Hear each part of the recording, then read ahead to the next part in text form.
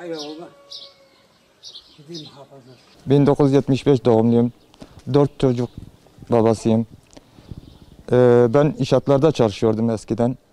5 yıldır bel fıtığından dolayı ben çalışamıyordum. Çocuklarımda da 3 tane kız vardı. En büyüğü tekstilde çalışıyor. O da şu anda çalışmıyor. Evim de babama aittir. Yani ben burada kalıyordum. Pazartesi biz bu odada otururken birden duvar çöktü. Şu anda bazı yetkili şeylere de başvurduk. Bizim tapu olmadığından dolayı herhangi bir şey yapamıyorum. Benim çocuklarım da büyük oğlan benden ayrıdır. Benim yanımda kalmıyor. Ben de çalışamıyorum.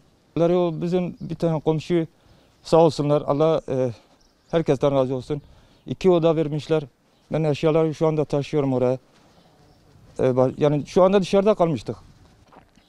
Benim tek bir ricam hayırsever ve yetkili kurumlardan ellerinden ne geldiyse bize yardımcı olmalarını istiyorum.